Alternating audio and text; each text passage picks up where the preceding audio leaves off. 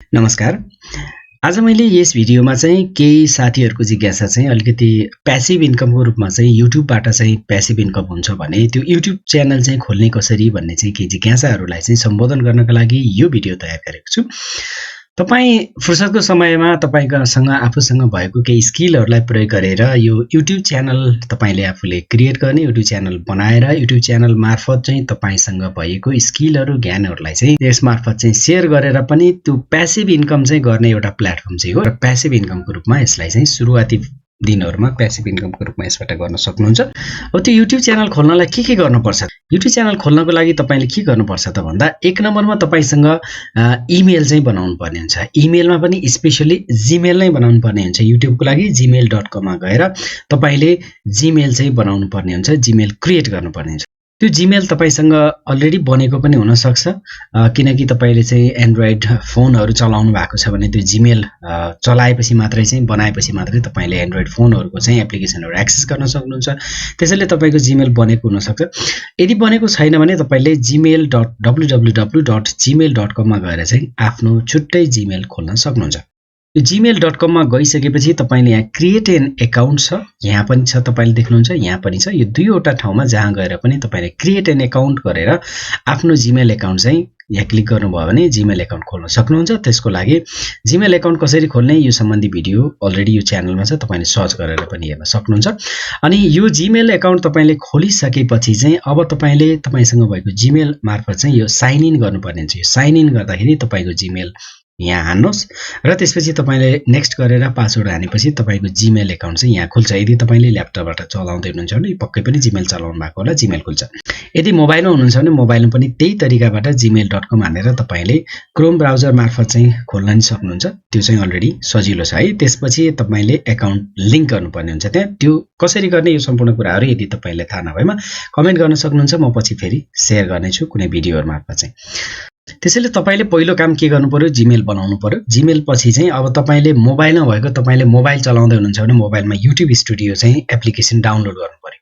त्यो YouTube studio application चाहिँ तपाईले प्ले स्टोरमा गएर डाउनलोड गर्न सक्नुहुन्छ अथवा एप स्टोरमा गएर डाउनलोड गर्न सक्नुहुन्छ।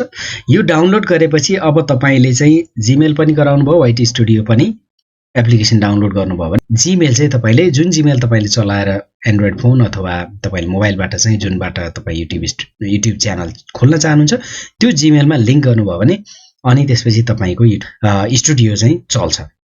अघि देखाए जस्तै तपाईले यहाँ जब जीमेल हाल्नुहुन्छ र पासवर्ड हाल्नुहुन्छ तपाईको जीमेल ओपन हुन्छ। जीमेल ओपन भएपछि त्यही ब्राउजरमा गएर न्यू ट्याब चाहिँ तपाईले ओपन गर्नुभयो र यहाँ चाहिँ studio.youtube.com हान्नुभयो भने अनि तपाईको चाहिँ स्टुडियो चाहिँ ओपन हुन्छ। यदि तपाईले जीमेल चाहिँ एउटै ब्राउजरमा चाहिँ खोल्नु भएको छ भने यो जुन ब्राउजरमा तपाईले जीमेल हान्नु भएको छ त्यसमा चाहिँ studio.youtube.com हान्नुभयो भने YouTube स्टुडियो चाहिँ तपाईको साइन इन हुन्छ र YouTube स्टुडियो खुल्छ। यो दुईटा काम तपाईले गर्न सक्नुहुन्छ। अब YouTube स्टुडियो पनि डाउनलोड गर्नुभयो, जीमेलबाट चाहिँ यसलाई लिंक गर्नुभयो भने अब च्यानलको चाहिँ तपाईले नाम दिन सक्नुहुन्छ। कुनै पनि नाम तपाईले कुन के सम्बन्धित तपाईसँग सिप छ त्यो सिपसँग सम्बन्धित केही भिडियो बनाएर हाल्नुहुन्छ भने त्यो सिपलाई चाहिँ अलिकति दिने, त्यो सिपको चाहिँ जो चिनारी दिने खालको चाहिँ एउटा च्यानलको नाम राख्न सक्नुहुन्छ। अथवा तपाईले आफ्नो बाइ डिफल्ट चाहिँ यसले चाहिँ तपाईको जुन नामबाट चाहिँ जीमेल खोल्नु भएको छ त्यो नामको चाहिँ यो च्यानलको नाम चाहिँ आउँछ बाइ डिफल्ट, त्यसैले पनि तपाईले राख्न सक्नुहुन्छ। अदरवाइज तपाईले चाहिँ अलिकति तपाईले कुनमा काम कस्तो खालको भिडियो हाल्ने हो त्यो भिडियो खालको चाहिँ नाम दिन चाहनुहुन्छ भने चाहिँ तपाईले त्यो नामलाई चेन्ज गर्न सक्नुहुन्छ। यो नाम चेन्ज गर्ने तरिकाहरु सम्पूर्ण कुराहरु यो फेरि पनि म भिडियो तयार गर्न सक्छु, तपाईले कमेन्ट गर्न सक्नुहुन्छ। र त्यसपछि फाइनली तपाईले भिडियो तयार गर्ने र भिडियो चाहिँ अपलोड गर्ने।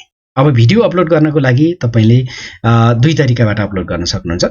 एउटा तरिका तपाईले चाहिँ यदि ल्यापटप डेस्कटपबाट चलाउँदै हुनुहुन्छ भने यसमा चाहिँ तपाईले YouTube स्टुडियो खोल्नुहुन्छ। यो YouTube स्टुडियो खोलेर तपाईले YouTube स्टुडियोमा क्रिएट भन्ने चाहिँ एउटा बटन हुन्छ।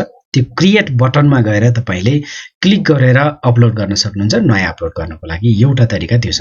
भने अर्को तरिका तपाईले जुन अकाउन्टबाट जीमेल चाहिँ तपाईले खोल्नु भएको छ त्यसमा चाहिँ youtube.com गएर चाहिँ हान्नु भयो भने तपाईको जीमेलबाट जब लगइन हुन्छ अनि त्यसपछि यो कुराहरु तपाईले देख्नुहुन्छ।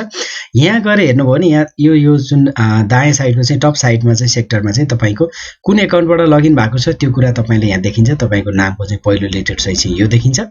दोस्रो यहाँनिर सँगै अगाडि रहेको चाहिँ एउटा एउटा बटन हुन्छ क्रिएट भन्ने चाहिँ एउटा बटन हुन्छ यहाँ चाहिँ एउटा चाहिँ भिडियो क्यामेराको चाहिँ एउटा लोगो जस्तो यहाँ गएर जस्ट क्लिक गर्नुभयो भने तपाईले अपलोड अ भिडियो भन्ने हुन्छ यो अपलोड भिडियोमा गएर क्लिक गर्नुभयो भने अब कहाँबाट चाहिँ अपलोड गर्ने जस्ट क्लिक गर्नुस् अनि त्यसपछि कसरी अपलोड गर्ने त्यो तरिकाहरू डिटेलमा चाहिँ तपाईले भिडियो फेरि पनि पाउनुहुन्छ र यसरी चाहिँ तपाईले अपलोड गर्न सक्नुहुन्छ यो पाटो रह्यो अर्को है भने अर्को तरिका तपाईले चाहिँ यदि मोबाइलबाट चाहिँ तपाईले अपलोड गर्दै हुनुहुन्छ भने मोबाइलमा तपाईले जस्ट मात्र तपाईले यदि त्यही जीमेलबाट चाहिँ तपाईले युट्युब चाहिँ चलाइरहनु भएको छ मोबाइलमा भने त्यही युट्युबमा चाहिँ भएको बटनमा चाहिँ क्रिएटको बटन चाहिँ जहाँ आउँछ तपाईको मोबाइलमा त्यो मोबाइलमा क्रिएट बटनमा जानुस् र जस्ट अपलोड भिडियो गर्नुस् जस्ट अपलोड भइहाल्छ है तपाईले यति गरेपछि अब तपाईको च्यानलमा चाहिँ अपलोडहरु हुन थाल्छन् यति भएपछि तपाईले चाहिँ कम्तिमा पनि एउटा जीमेल मार्फत युट्युब स्टुडियो डाउनलोड गरेर त्यसपछि तपाईले सजिलै आफ्नो क्रिएटिभिटीलाई चाहिँ त्यसमा अपलोड गर्दै